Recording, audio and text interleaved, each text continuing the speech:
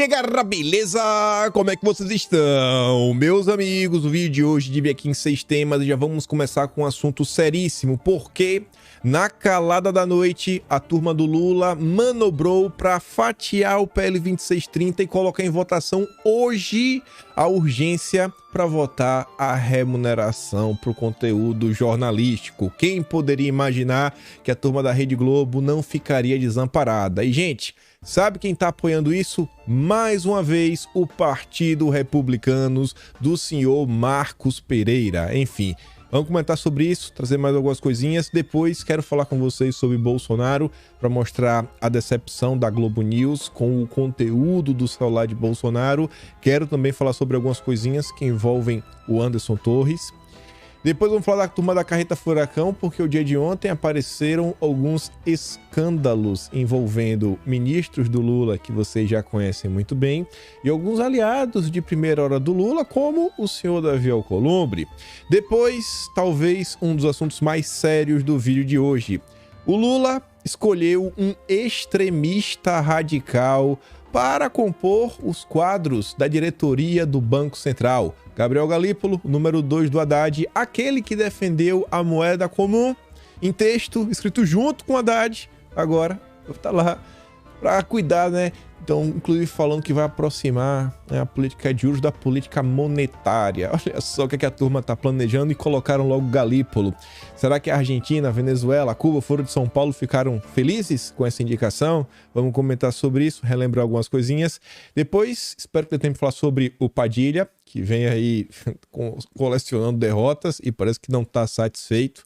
Espero ter tempo de comentar sobre isso também, sobre o Dilma, o MST, CPI do MST, algumas coisas que envolvem a Agenda Verde. Mas vamos começar.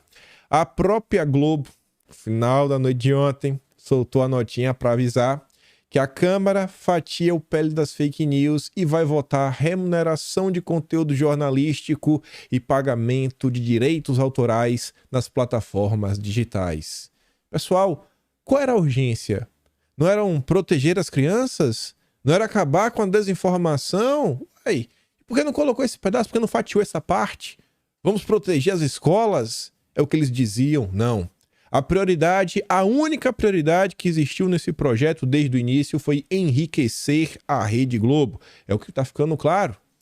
Itens foram retirados do projeto que punham desinformação. Expectativa é que requerimento de urgência passo para análise em plenário ser analisado hoje, na terça-feira. Aí a nota diz que a Câmara vai votar hoje o requerimento de urgência, está previsto, para um projeto que regula a remuneração de conteúdo jornalístico. Você vê que a Globo dá destaque, é o primeiro item da nota, é o interesse deles. E o pagamento de direitos autorais nas plataformas digitais. E, gente, olha só, antes de prosseguir, isso já existe. Se você faz um vídeo aqui na plataforma, o vídeo tiver 20 horas de duração, um vídeo de 20 horas, se nesse vídeo você colocou uma música de 3 minutos de algum jornalista não, né? De algum artista da Globo, né? Algum cantor que vai na Globo, sempre batendo o cartão lá nos programas do Luciano Huck. O vídeo inteiro, a monetização, ele não vai para você. O vídeo inteiro, você perdeu 100% da monetização. Eu quero saber o que eles querem com essa história aí de direitos autorais. Vai para alguém. Aparece lá um nomezinho. Não sei se vai para gravadora, mas eu acho que não fica com quem produz conteúdo. Então, assim, eu acho que também cabe aos artistas explicarem o que eles querem com essa história aí de direitos autorais e tudo mais. Mas, enfim, né? Aí continua falando o seguinte: a ideia inicial da casa era tratar o tema por meio do PL 2630, né? PL da Globo. Mas, por ser um texto mais amplo e que tem como foco regular as redes sociais para impedir a disseminação de desinformação e prática de crimes, líderes da casa preferiram fatiar o projeto e, ao invés de dar prioridade à desinformação, à segurança das crianças que eles falavam, estão dando prioridade para enriquecer a Rede Globo. A urgência é um instrumento para acelerar a votação de um projeto. Se o requerimento for aprovado, a iniciativa será analisada diretamente no plenário da casa, sem precisar passar por comissões. A Globo não quer que o projeto seja discutido. A Globo só quer que o projeto entre e seja votado. Tu já pensou na comissão? A turma começar a dialogar, né? Conversar entre si, começar a trazer dados, analisar quanto a Rede Globo vai receber de dinheiro com esse projeto de lei? O projeto é de autoria da deputada Jandira Fegali. Olha só, quem poderia imaginar que o PCdoB estaria ajudando a Rede Globo? Além de estabelecer regras para o pagamento de produtores de conteúdo culturais, o projeto também prevê que as plataformas remunerem empresas jornalísticas. A votação da urgência foi incluída na pauta de amanhã e foi acordada por líderes. A tendência é que ela seja aprovada. A tendência é que seja aprovada. De acordo com o líder do União Brasil, o Elmar Nascimento, o relator do projeto, a ideia é que o mérito do texto seja votado já na próxima semana. Elmar disse que o fatiamento foi alinhado com o relator, o Orlando Silva. Abre aspas, para o Elmar Nascimento. Vou tentar construir consenso, ou pelo menos ampla maioria. Integrantes da oposição, que se posicionaram contra o PL, relatado por Orlando Silva, agora dizem que estão mais abertos ao diálogo em relação ao outro projeto. Agora você se surpreendeu um pouquinho, e não é só com republicanos não. Aguenta aí. Coordenador da bancada evangélica, Eli Borges, do PL, mas é o PL Raiz, reclamou da quantidade de projetos que são votados diretamente em plenário, mas diz que não tem nada contra a iniciativa relatada pelo Elmar Nascimento.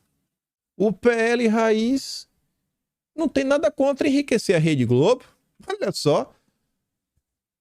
Cadê o Valdemar nesse momento, hein, Valdemar? Falou aí que ia criticar o pessoal, os votos desgarrados, naqueles 6 votos da outra vez. Vai agora votar para enriquecer a Rede Globo? Aí vem o republicano, já tem outro patamar. O deputado Lafayette Andrade, do Republicanos de Minas, declarou que há acordo, existe um acordo, já tem um acordo. O Marcos Pereira, mais uma vez, trabalhando para o Lula. Até quando os fiéis vão ser enganados pelo Marcos Pereira? Eu tenho um acordo para votar urgência e que o mérito será analisado após a divulgação do relatório. Todo aquele caos que o Brasil viveu na semana passada, ele só existiu por causa do Marcos Pereira. Foram aqueles 28 votos dos republicanos que garantiram que a urgência do PL 2630 vencesse. Foi graças ao Marcos Pereira. Porque se os 28 tivessem votado pelo não, o não teria ganhado por 220 contra 210. E mais uma vez, o Marcos Pereira entra em campo. E a corrida fica mais estranha, porque quando você vai ver a nota, a Rede Globo já tá dando uma barrigada. A Globo já tá dando como certo que vão colocar o dinheirinho para pingar. Porque você vê, a nota do Estadão, que fala sobre o mesmo tema, já coloca assim, Câmara votará urgência de PL das fake news fatiado. Essa é a manchete. Abre aspas. A fala aqui do Elmar Nascimento. Nesta semana, só vamos aprovar a urgência, pois temos que esperar a chegada do presidente Arthur Lira e dos outros líderes que estão viajando para debater a inclusão ou não da remuneração de empresas jornalísticas. Não sabe, porque o projeto nem é sobre isso. O projeto da Jandira Fegali, no primeiro momento, é só para direito autoral de artista. Mas agora já está entrando no meio do bolo. Mas já tem, o republicano falou que não, tem um acordo, vamos votar, vamos fazer isso aqui, aquilo outro, etc, tudo mais. Vamos fingir que todo brasileiro é besta. Afirmou o deputado federal Elmar Nascimento, o Estadão. Lira está em Nova York, nos Estados Unidos, onde participa do evento do Grupo LID, do Dória, do ex-governador. O Lira vai votar nesta quarta, dia 10. Originalmente, o PL 2370 de 2019 altera, atualiza e consolida a legislação sobre direitos autorais. O requerimento de urgência foi apresentado na última quarta-feira, dia 3, um dia após a Rede Globo perder, junto com o Lula, pelo próprio Elmar Nascimento. Nessa alternativa, contudo, ainda está sendo discutida a inclusão do trecho que prevê especificamente o pagamento a empresas jornalísticas por conteúdos usados pelas plataformas. Gente, pelo amor de Deus, Tem alguém inocente aqui? Vão ficar nessa conversa mole que a urgência é para o direito autoral dos artistas? Isso tudo está acontecendo por causa da remuneração para a Rede Globo, uma vez que não trata diretamente do assunto. De acordo com o texto principal do PL das fake news, o pagamento não deve onerar os usuários que compartilham as informações. Farão jus a remuneração a empresas constituídas há pelo menos 24 meses, ou seja, 2 anos, que produzem conteúdo jornalístico original de forma regular, organizada profissionalmente e que mantém endereço físico e editor responsável no Brasil. A questão do conteúdo jornalístico ainda não está sendo tratada no relatório. Há uma pressa para que se coloque. Uma pressa. Pressa por quem? Quem está colocando pressa para colocar? A Rede Globo? Mas esse debate estamos fazendo, pois de fato a lei só trata direito autoral na arte e na cultura, ressaltou a Jandira Fegali. Elmar Nascimento disse não vê dificuldades para isso. Mas estão botando uma pressa aí, tem uma pressão, né? Tem uma pressão para colocar. A Rede Globo está colocando pressão. A Globo, me dê dinheiro. Bote para Google, me dá dinheiro. Bote para o Facebook, me dá dinheiro. Brasil, Brasil, Brasil, Brasil. Vamos continuar. A turma da Globo aí, ó. A turma da Globo quer receber do Google para fazer esse tipo de conteúdo, ó. Sensacional. Vamos ver queixada. Sobre os celulares de Cid e de Bolsonaro, talvez seja difícil achar alguma coisa ali extremamente comprometedora, por uma razão muito simples. Tanto Cid quanto Bolsonaro já eram alvo em outras investigações. Não tinha investigação das joias, tem, né? Tem a investigação das milícias digitais, a investigação do vazamento dos dados sigilosos do Tribunal Superior Eleitoral, a investigação daquela fatídica reunião de Bolsonaro com embaixadores. Então, para quem tem uma lista extensa, uma ficha corrida de investigações, ter no celular informações comprometedoras é um pouco mais difícil. A não ser que eles tivessem tanta certeza de que isso jamais aconteceria, ou de que não aconteceria no médio prazo, que eles deixaram ali alguns rastros. Ou talvez nunca teve nenhum tipo de conversa comprometedora. Talvez só isso, né? Talvez Bolsonaro nunca falou nenhum absurdo. Talvez toda essa história fantasmagórica, né, gigantesca que criam que Bolsonaro dá um golpe, que PPP e papapá.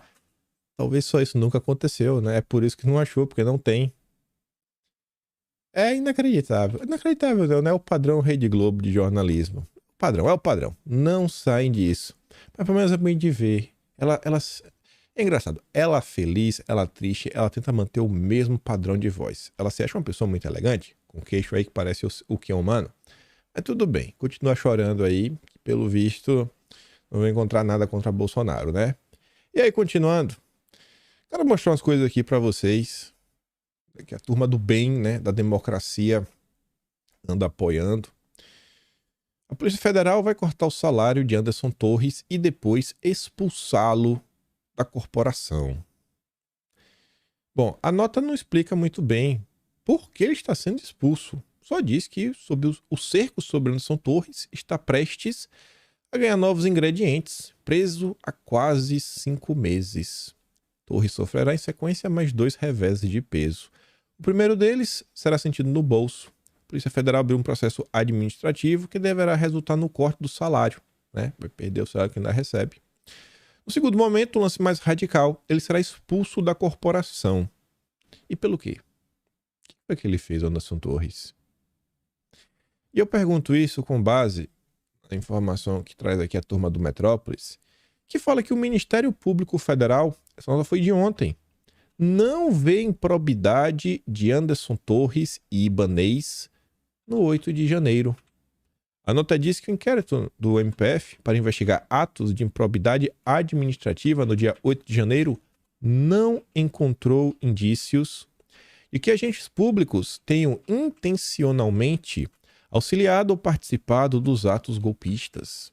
No caso de Anderson Torres, é considerada sua justificativa de que tinha uma viagem marcada para os Estados Unidos com 1 mês de antecedência. E que sua ausência, segundo integrante do Distrito Federal, já estava prevista. Ele não comprou uma passagem para os Estados Unidos, hotel, etc., 24 horas antes do ocorrido, na semana anterior. Não, tinha mais de 1 mês. E aí vai ser expulso da Polícia Federal, vai perder o salário, etc. Não parece tão proporcional. O Vladimir Aras é da família do Aras, mas é um cara bem crítico a Bolsonaro, faz parte do Ministério Público. Ele fez questão de compartilhar uma nota que saiu no Estadão que fala sobre o direito de defesa depois do 8 de janeiro. E é uma nota que pontua algumas coisas que parece que não são levadas em consideração pela imprensa, principalmente, pela esquerda no Brasil, com sua sanha, né, de revanche, de perseguição e tantas outras coisas. E que já diz um pouco.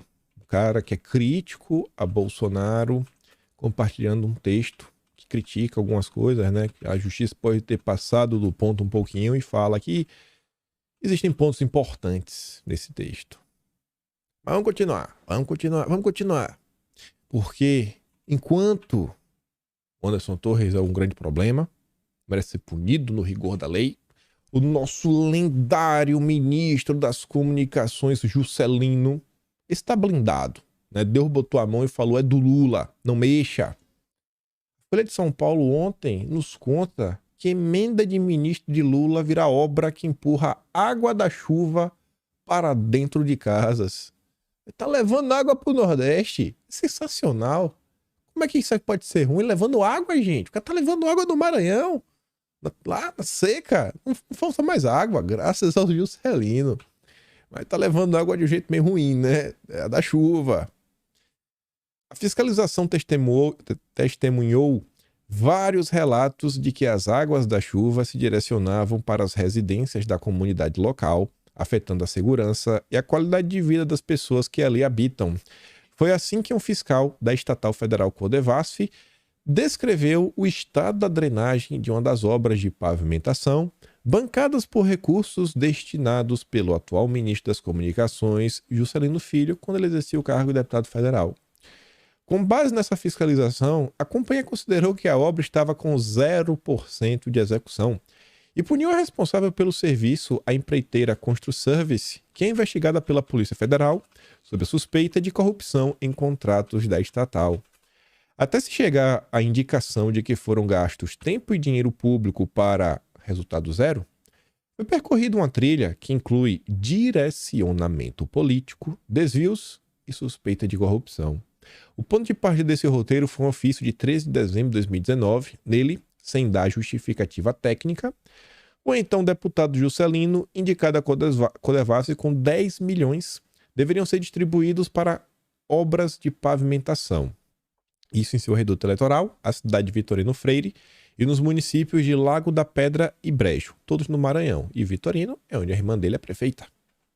Documentos obtidos pela Folha via a Lei de Acesso à Informação mostram que a Codevasf só passou a verificar a qualidade do serviço no fim de 2022, quando foi alterado o fiscal do contrato. O fiscal anterior parece que estava meio de olho fechado. Essa troca ocorreu justamente por suspeitas de corrupção ligadas à Construservice. Isso porque os agentes da Polícia Federal descobriram que a empreiteira pagou R$250 mil a Julimar Alves da Silva Filho, gerente da Codevasf, que fiscalizava o serviço em Lago da Pedra. A investigação suspeita que o pagamento era de propina. Não, acho que não. A estatal então decidiu refazer os pareceres dos contratos que eram vistoriados por Julimar. O novo fiscal relata nos documentos entregues à reportagem que nem sequer encontrou o projeto básico do serviço dentro da papelada do contrato. Havia apenas indicações genéricas sobre quais ruas deveriam ser pavimentadas. Procurada, a Construservice não quis se manifestar. Isso daqui tem repercussão? Isso daqui ganha os grandes holofotes? Só na Folha de São Paulo. Mas vai para a TV? A Rede Globo vai fazer reportagem especial sobre isso, mostrando para o povo brasileiro a qualidade das obras. E esse daqui. Ministro ficou melindrado por reunião com Janja, diz o secretário demitido. Segundo a nota do Rodrigo Rangel, né, que escreveu foi a Sara Teófilo, ela diz que o governo Dilma tem, aparentemente, Sua primeira demissão motivada por disputa de egos. Meu Deus, olha como as decisões são tomadas. Exonerado na última quarta do cargo de secretário dos Direitos da Criança e do Adolescente sobre a estrutura do Ministério dos Direitos Humanos, o advogado Ariel de Castro disse à coluna que sua disputa se deu por ressentimento de seu antigo chefe, o ministro Silvio Almeida. Aí disse que isso aconteceu, né? Castro afirma que o ministro ficou melindrado porque ele se reuniu com a primeira-dama, com a Janja. Senti que o ministro ficou melindrado por ela, e no meu gabinete, e não no dele. A assessoria dela marcou a reunião com a minha assessoria diretamente. Como eu iria não aceitar a visita dela? E nada demais em agendar. Entendi que a visita dela era um reconhecimento da importância do nosso trabalho e da pauta da infância. Integrantes do governo que estiveram na reunião afirmam que era visível o descontentamento de Silvio Almeida. Dizem que o ministro tomou a dianteira da reunião e fez questão de direcionar pauta para temas variados do ministério, indo além, portanto, da agenda que havia sido combinada com Ariel de Castro. Olha quais são as prioridades do governo, como o governo trabalha. Olha quem são os ministros do governo. Olha suas preocupações. Eu estou sendo preterido. Eu não estou ganhando a atenção que eu queria. Vou demitir. Agora o Juscelino tá aí. Apresentar um projeto decente também, né? Nada. Cadê o ministro Silvio para falar das vítimas que têm seus celulares furtados? Um programa para falar sobre isso. Um programa para falar sobre crianças que estão ficando órfãs porque os seus pais estão perdendo a vida. Porque alguém quer tomar uma cervejinha? Cadê esse ministro? Cadê o ministro? Ele está preocupado, gente. Está preocupado porque ele está sendo melindrado. A gente não foi falar com ele. Aí o Estadão, pegando aqui o link nas primeiras damas, não na primeira dama do Brasil, da presidência da República, mas as esposas dos nossos ministros. Você vê, ó. Mulheres de 5 ministros de Lula são nomeadas para cargos públicos com salário de até R$ 37.500. E aqui são as nomeações que aconteceram em 2023, já na era Lula. Esposa do Wellington Dias. Está na pasta do esposo. Desenvolvimento regional. Desculpa. A pasta dele é o desenvolvimento regional e o cargo que ela ocupa, conselheira do Tribunal de Contas do Estado do Piauí. A do Rui Costa, o mesmo cargo, Tribunal de Contas de Municípios da Bahia. A Tássia Azevedo Alves, esposa do Padilha, ela é assistente parlamentar sênior da senadora Tereza Leitão, do PT.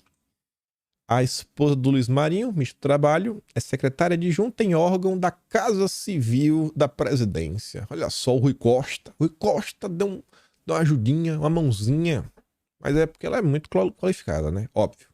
É tudo pela qualificação, pela qualidade técnica da mão de obra. A esposa do Haddad é secretária de Saúde Digital, órgão do Ministério da Saúde. Viu? Todas as nomeações agora em 2023. E quanto cada uma delas ganham. Aí, falando em dinheiro, Alcolumbre, outro aliado do Lula, senador premia mentor de rachadinha com salário de R$24 mil. O advogado Paulo Boldens, assim que se pronuncia, foi apontado como operador de um esquema de rachadinha no gabinete do senador Davi Alcolumbre, atual presidente da CCJ. Conforme revelou a Veja, em outubro de 2021, 6 mulheres da periferia de Brasília foram contratadas como assessoras no gabinete do parlamentar, nunca trabalharam e devolviam a maior parte dos salários. Após o escândalo, o advogado fechou um acordo de não persecução penal com a PGR e se comprometeu a devolver o dinheiro desviado, cerca de 2 milhões. Ao assumir a responsabilidade pelo crime, Boldens poupou o senador de uma investigação e de um imenso constrangimento. Diante da confusão, era de se imaginar que o mínimo que aconteceria seria a demissão do advogado. Não demitiu não. Ele vai pagar, mas segue trabalhando com o Alcolumbre. Ele perdeu a função de chefe de gabinete, porém, continua contratado como assessor de Alcolumbre, recebendo R$ 24 mil de salário mensal num regime diferenciado. Veja, ouviu 2 funcionários de Alcolumbre que confirmaram que Baldes não comparece ao gabinete. É diferenciado. Faz mais de ano que o Dr. Baldes não vem aqui. Ele fica de sobreaviso e só vem quando o senador Alcolumbre precisa dele. Tá bom. Aí, a Veja disponibilizou, né? A Lei Portal Transparência. Paulo Augusto de Araújo Baldes, ativo, de missão em 2015, cargo em comissão, função SF02, assessor parlamentar. Estrutura remuneratória básica, R$ 24.320. Referência a abril de 2023. O gabinete do Alcolumbre enviou a nota à Veja explicando que eventuais medidas, como a punição do servidor, serão tomadas apenas depois da conclusão das investigações. O cara já aceitou devolver 2 milhões, mas medidas mesmo só depois das investigações. É porque as investigações vão mostrar que ele era santo, que ele era inocente. Esse é o Brasil. Mas o problema é Bolsonaro, gente. O problema é Bolsonaro. E quem é a solução? Gabriel Galípolo, um extremista radical de esquerda, totalmente heterodoxo, com ideias que deveriam assustar pelo menos parte do mercado. E vamos falar um pouco dele. Vejam só. Valor econômico, né? Aquela nota que é só para divulgar o ocorrido. Galípolo é indicado para a diretoria de política monetária do Banco Central. Está no lugar certo para botar para avançar a moeda comum do Foro de São Paulo. Para a diretoria de fiscalização do Banco Central, indicação foi de Ailton Aquino dos Santos. Dario Durigan substituirá Galípolo na Secretaria Executiva da Fazenda. Aí, vejam só, né? Anunciou. Qual o papel da Rede Globo? Passar pano. E tanto a Miriam Leitão quanto a Vera Magalhães, por óbvio, esconderam que o Gabriel Galípolo é um extremista radical de esquerda, heterodoxo, que defende umas teorias, né, um tanto quanto estranhas para a maioria das pessoas, fora a questão da moeda comum. Olha a manchete da Miriam Leitão.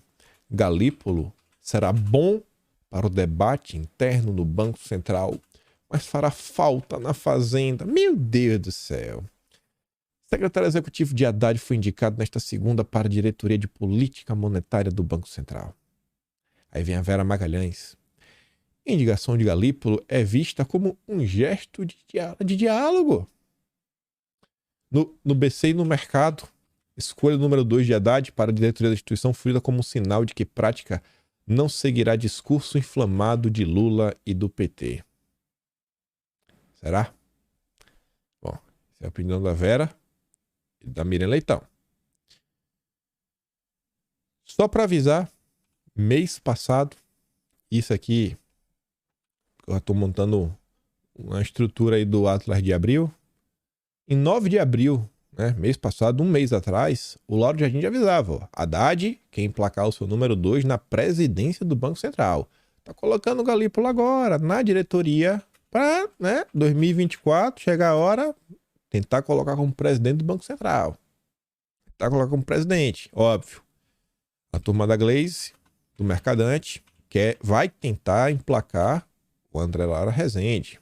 Tem aquela briguinha, mas o que ganhar para a esquerda tá bom. Até porque o Galípolo e o Lara Rezende são amigos e já escreveram, inclusive, um artigo juntos. E aí vamos ver. Destoando da turma da Globo, mesmo raiz, né, como a Miriam, a Vera Magalhães, o Valor Econômico, até do Grupo Globo, traz outras informações que falam que Galípolo, no comando do Banco Central, preocupa o mercado. E nem fala da moeda comum. Aí fala o seguinte, tem 2 aspectos que causam inquietação. Primeiro, a ideia pouco usual de indicá-lo para primeiro ocupar uma diretoria colegiada do Banco Central e depois ser alçado ao comando, substituindo Roberto Campos Neto. Também causa aflição o seu histórico acadêmico. Ele assina, por exemplo, com o economista André Lara Rezende, um texto com propostas na linha da nova teoria monetária, conhecida pela sigla em inglês MMT. Há apenas 2 anos defendia em lives uma política econômica não ortodoxa. Assim, um valor. Ele não é muito ortodoxo, né? O jeito dele de ver as coisas. Um operador do mercado financeiro pontua que Galípolo se sentaria na cadeira com um potencial conflito de interesses. Agradar o presidente Lula para assegurar a indicação para o comando do Banco Central. Colocou o cara para ser diretor. Mas ele quer ser o próximo presidente do Banco Central. Ele vai trabalhar pelas melhores medidas ou ele vai trabalhar para fazer o Lula feliz para depois ser indicado para o Banco Central? Tá entendendo? Mas, por outro lado, ele teria que ser sabatinado e aprovado pelo Senado 2 vezes. Uma vez como diretor, outra como presidente. O Pacheco falou ontem que o Gabriel Galípolo é um ótimo nome. Turma do mercado financeiro, acho que mora em Nárnia. Acho que eles não percebem que o Senado é do Lula. Tem lá o Renan Calheiros, tem o Omar Aziz, o Jacques Wagner, tem toda a tropa de choque do PT, tem o Rodrigo Pacheco. E quando sabatina no Senado é algum tipo de problema, é solução. Problema, você sabe, já fosse da Câmara.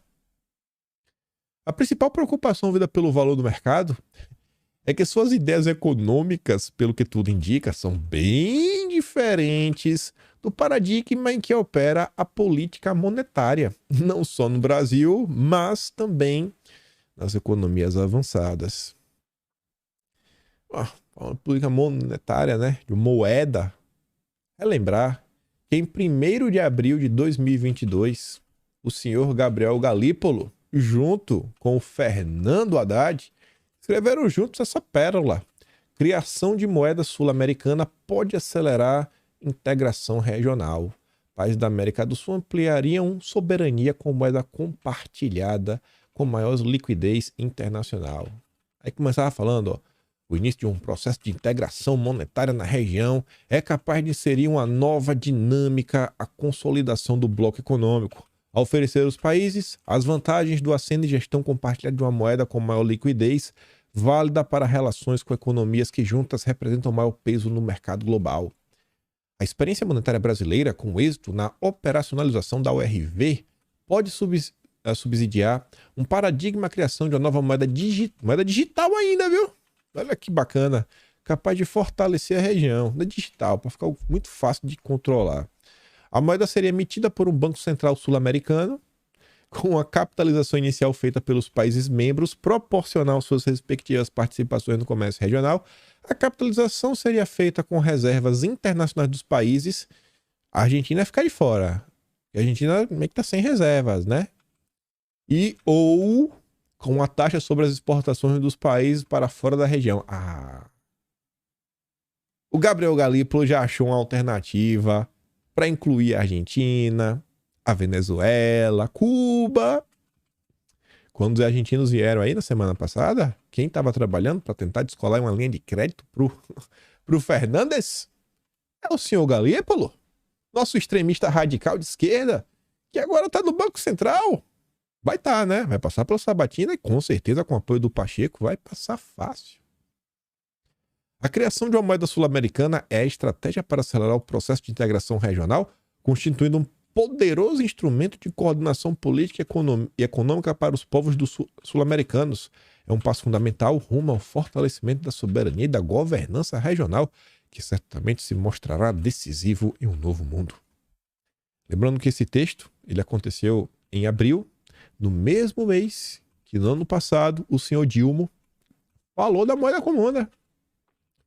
Lula defende criação de moeda para a América Latina. Não, tem esse negócio de depender do dólar.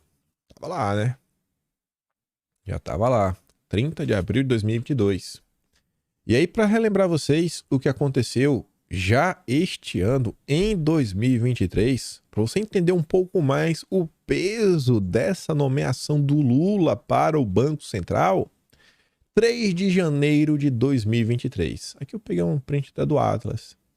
Brasil e Argentina vão trabalhar por moeda comum para o Mercosul, diz embaixador após o encontro com Haddad. Não vou nem entrar no texto, tá ali, tá disponível no Atlas. Aí tinha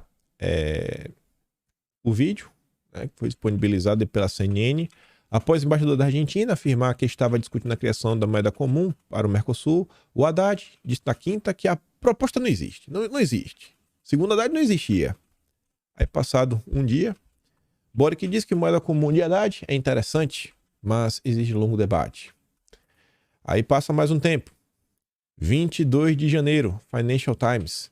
Brasil e Argentina estão para começar as preparações para uma moeda comum. Notícia ser o primeiro internacionalmente antes de ser repercutida no Brasil.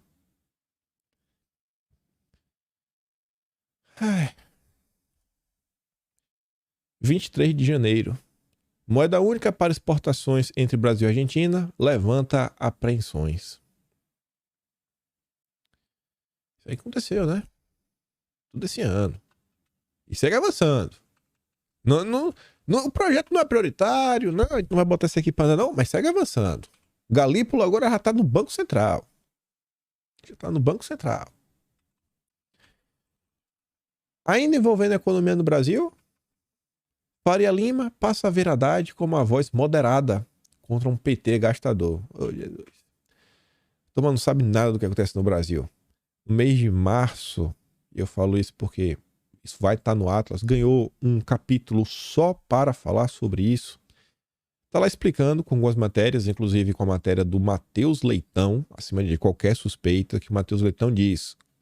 Ele conta qual foi a estratégia utilizada pelo PT para fazer com que o Haddad fosse bem visto pelo mercado financeiro brasileiro.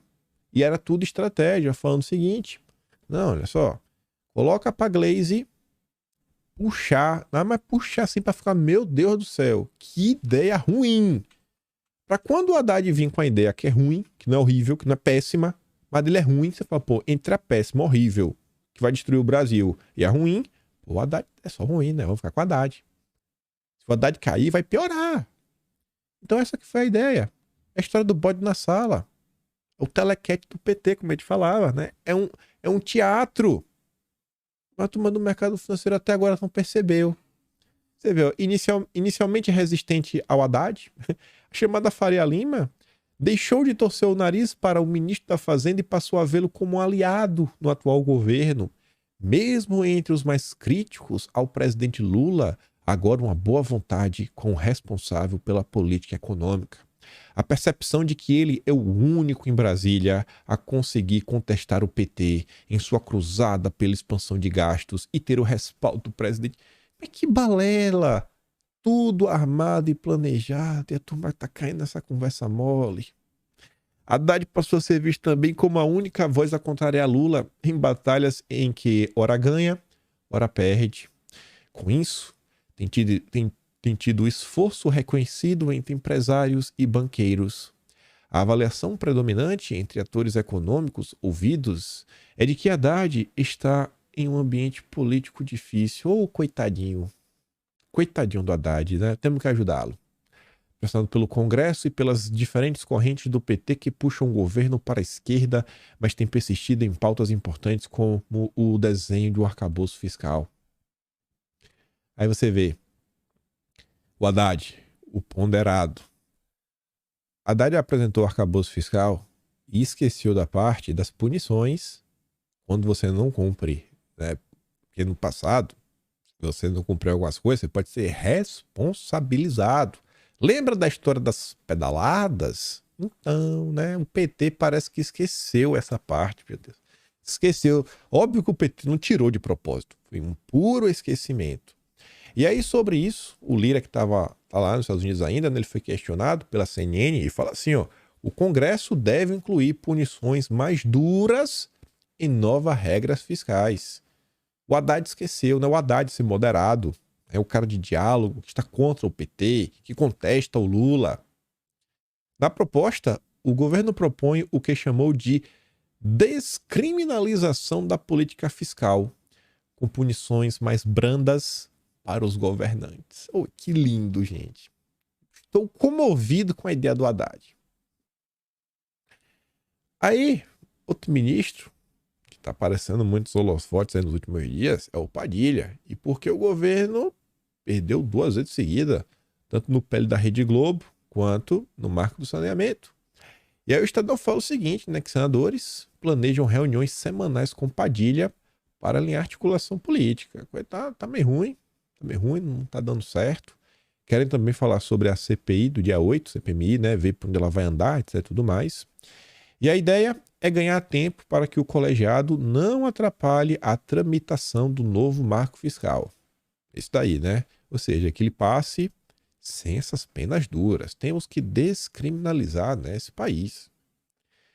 Porque Padilha virou alvo de críticas na articulação política do governo. Segundo Lauro Jardim, o Padilha não funciona na função de articulador com o Congresso porque está sem autoridade.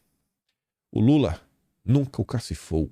O resultado é uma falta de comando que vai levar o governo a novas derrotas no legislativo como as da semana passada. Tá faltando poder. Padilha tem uns, sei lá, bilhões de emenda. Bilhão. E ele não tá conseguindo. É porque não tem poder o suficiente. Tem que dar mais o quê? A Casa Civil para ele? Vai dar emenda e cargo? O que tá faltando? Aí o Estadão soltou uma nota, que eu acho que é o que está acontecendo no Brasil, e que eu acho que é um quadro que eu não sei se mudará tão fácil. Não sei se mudará, porque eu não sei até que ponto vale a pena os nossos gloriosos parlamentares mudarem. Estão percebendo que o governo é fraco.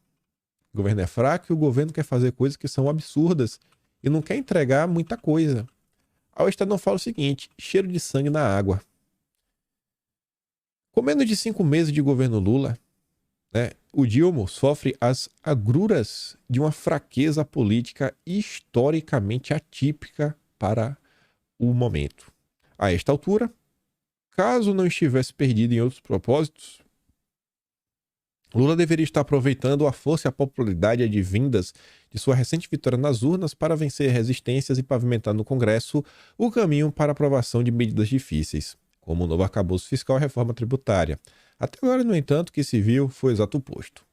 Uma coleção de reveses, ou seja, uma coleção de derrotas. Como tubarões que sentem o cheiro de sangue na água, não faltam parlamentares dispostos a aproveitar esse estado de quase letargia do governo na condução de uma agenda política no Congresso, cada vez mais empoderado para dele extrair tudo quanto for possível. Dinheiro, cargos e poder. Por que a turma vai ser base?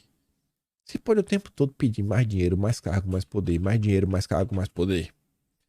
Lula, porém, parece olhar para o gigantesco desafio que tem diante de si com lentes embaçadas por convicções pregressas. Só o tempo haverá de mostrar os resultados que a decisão de Lula de tomar para si a articulação política do governo vai produzir. Até agora, o Dilma tem se revelado surpreendentemente inábil para construir uma maioria segura no Congresso em termos republicanos. Sobretudo, após o fim do orçamento secreto e papapá, bebê. Basta dizer que a base de apoio ao governo no Congresso nem sequer tem conseguido evitar a convocação de ministros de Estado. Se a direita sobreviver, que a esquerda tá vindo com tudo, né? Se sobreviver, acho que 2024 vai ter um bom resultado nas municipais, em 2026 também. Aí, mesmo perdendo, o PT não se contenta. O PT não tá nem pra nada no final do dia. O PT, ele tenta. O que colar, colou. O governo Lula vai tentar reverter no Senado a derrota do marco do saneamento. Não, tá, né? Tentar a tentada de graça. Lá vai o Padilha. Não vamos tentar. Perdemos na Câmara, mas ainda tem o Senado e tem Rodrigo Pacheco. O pior é que até o Pacheco já falou que tá ruim, velho. Eu acho que não tem o que fazer, Lula. Não tem o que fazer. O governo quer, porque quer um cabidinho de emprego com as estatais aí de água, esgoto.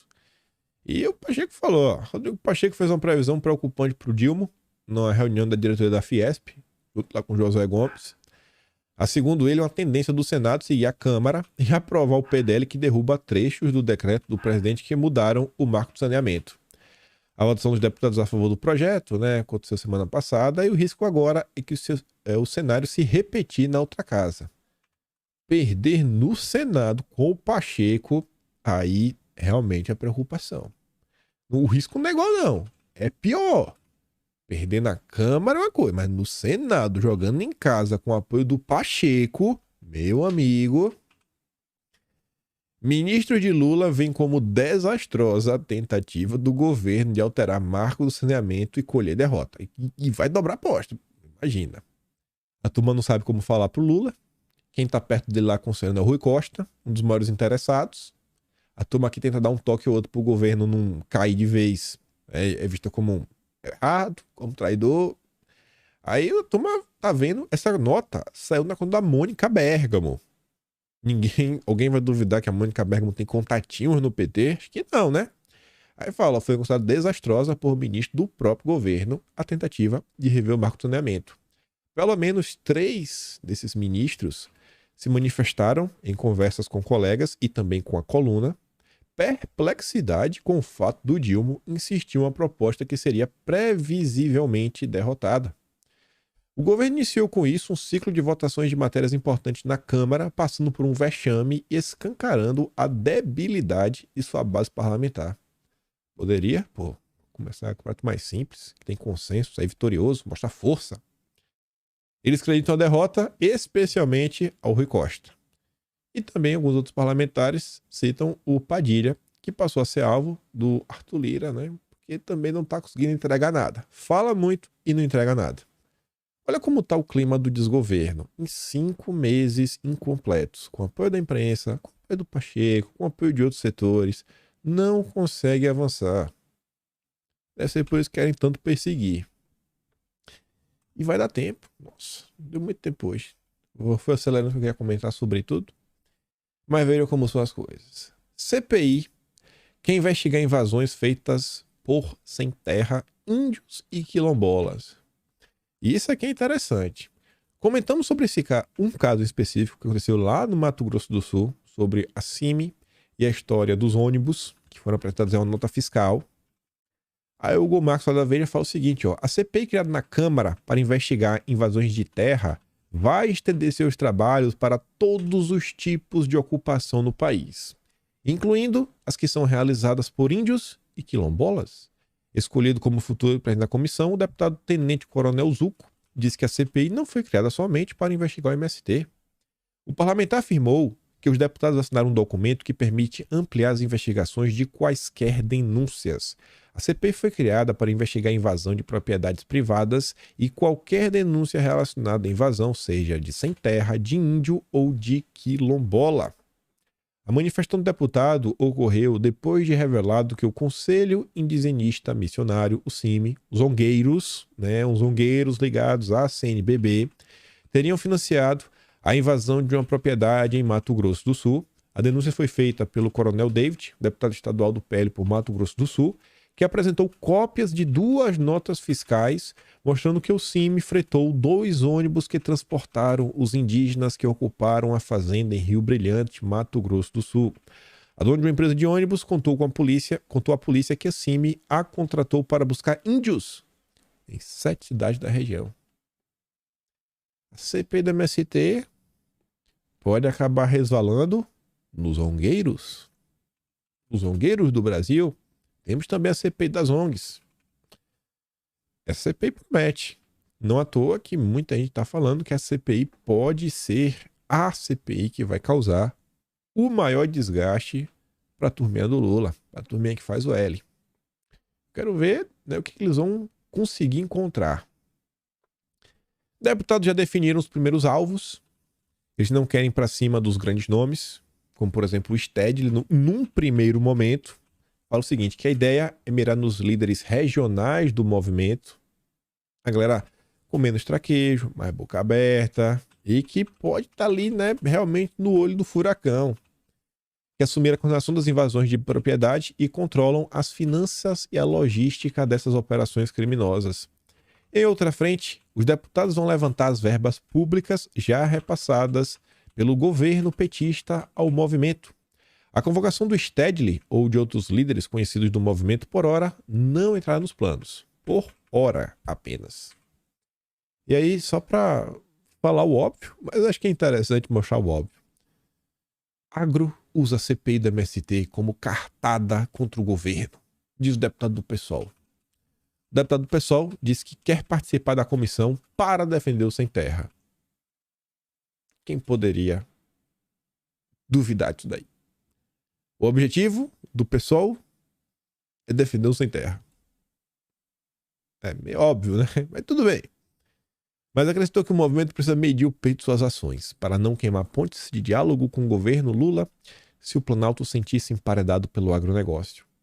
Ao longo de abril e nos primeiros dias de maio, o MST promoveu uma série de invasões de fazendas e propriedades, além de sedes do INCRA e da Embrapa, com destaque para o interior de estados do Nordeste.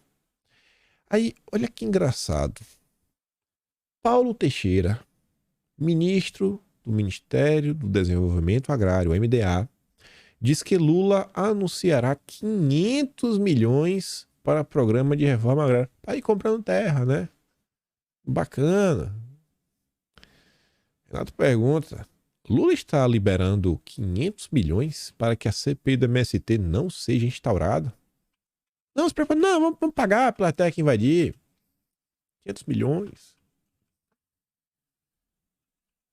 Renda agropecuária atinge 1 trilhão de reais, com safra recorde e alta das exportações. O setor mostra desempenho expressivo, contribuindo para um crescimento um pouco mais forte da economia brasileira neste ano. O agronegócio, mais uma vez, salvando a economia no final do dia. Ela falou o seguinte, ó, não é à toa que todo movimento ambientalista odeia o agro e faz tudo para impedir o nosso desenvolvimento.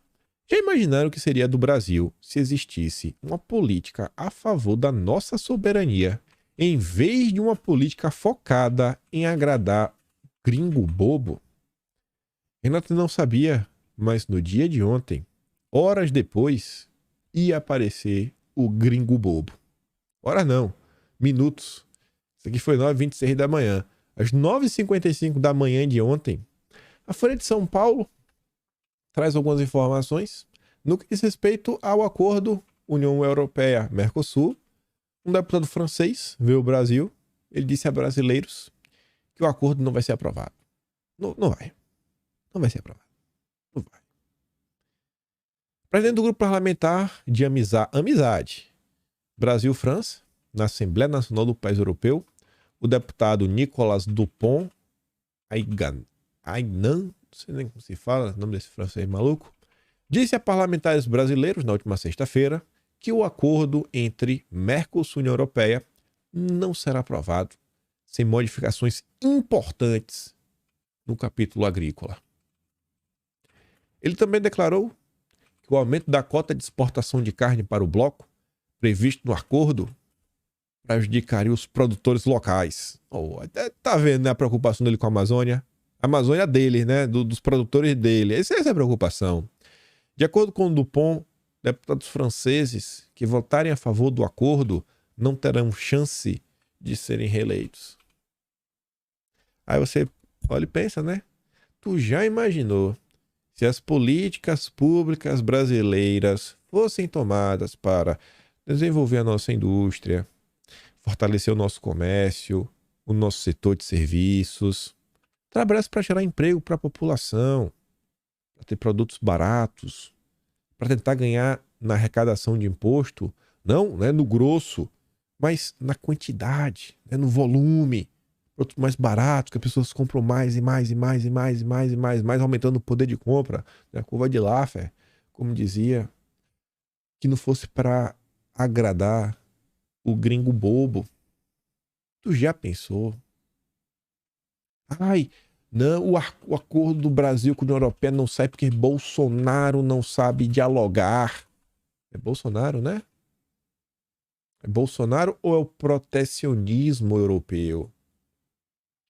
A imprensa é inimiga do Brasil.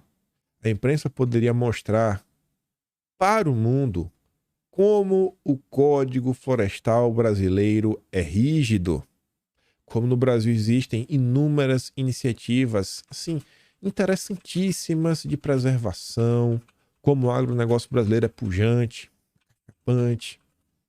Podia fazer uma boa propaganda para nos colocar como né? Grandes pesos, pessoas que podem apontar o dedo e fazer exigências. Não. Destrói o país, destrói qualquer chance do Brasil progredir, ou em nome de destruir Bolsonaro, ou quem sabe até de outros interesses, né? Às vezes tem uma mão amiga, né? Né, que dá dinheiro pro jornalismo democrático, vindo de fora, a gente nem sabe às vezes, né? Olhando pra imprensa brasileira, não dá pra esperar muita coisa. Aí falando de políticas públicas, pelo bem do Brasil, Carlos Mink, ex-ministro petista do meio ambiente. Vitória, com muita pressão de ecologistas, né? Os zongueiros, técnicos, redes, foi indeferida a licença para exploração de petróleo e gás na margem oriental do Rio Amazonas. Pessoal, olha só, o Brasil explora petróleo em diversas localidades, nomads e tudo mais. Quando foi a última vez que vocês viram uma grande catástrofe envolvendo isso daí? Eu lembro que teve só aquele navio, né? Que depois foram ver de onde era, qual país era o navio. Era um país aí meio duvidoso. Aí vai falar o que vai destruir. Vai destruir o quê? Vai ter vazamento. Colocando em risco. Onde o Greenpeace... Foram os zongueiros. Onde os zongueiros e os cientistas descobriram manguezais raros e essenciais. Alguns cientistas questionaram a existência desses manguezais, né? Mas os zongueiros do Greenpeace, a ONG internacional que com certeza está preocupada com o país, né? Com o Brasil, com a nossa flora. Não vai ter, não vai extrair, não. Vai extrair, não. Não vai. Não vai. Esse é o Brasil do Dilma. Esse é o Brasil do Dilma. O problema já era Bolsonaro. Agora é vitória. Vitória atrás de vitória. Ainda falando do Brasil do Dilma e suas políticas públicas, secretário de Economia Verde. Olha os cargos que existem no governo do Lula. Secretário de Economia Verde defende metodologia brasileira para o mercado de carbono. Segundo Rodrigo Hollenberg, o governo enviará ao Congresso um projeto regulamentando o setor no Brasil. A parte técnica da proposta ficará pronta em meados do mês que vem. Aí vamos ver a nota. Só mostrar para vocês uma pergunta. O que é central? O que é isso? O que diz esse projeto Hollenberg? Bom, ele vai definir a governança do mercado de carbono. A autoridade, digamos assim, que vai organizar esse mercado. Vamos criar a CVM do carbono, né? A Anatel do carbono. Vai criar agora, né? Um grupo picanheiro aí para poder dizer quem está certo e quem está errado.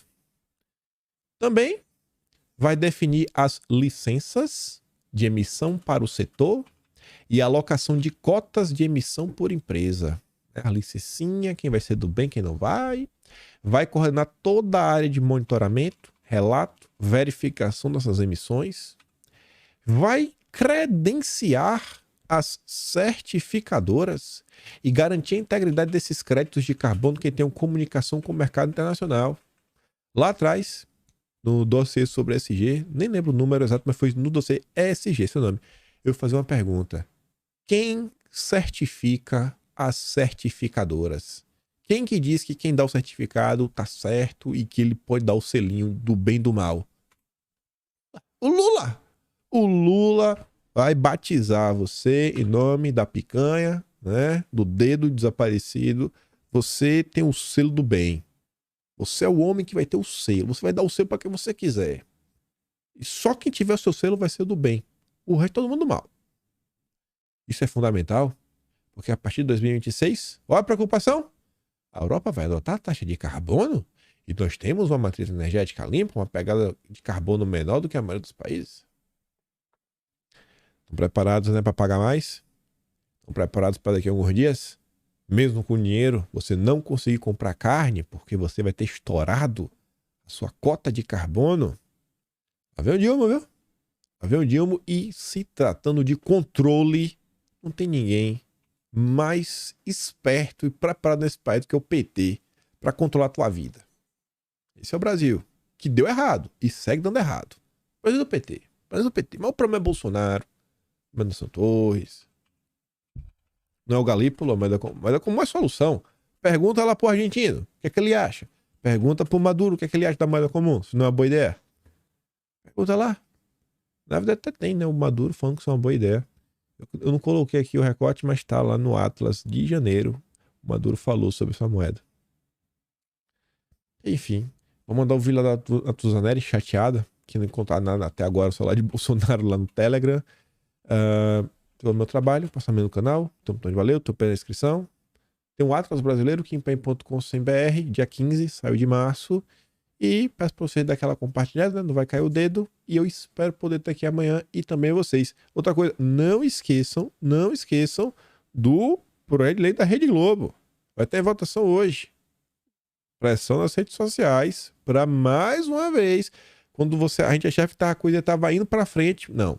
Mais um retrocesso. Enfim, amanhã comentamos sobre isso e que Deus proteja o nosso Brasil. Falou, meus amigos. Fui.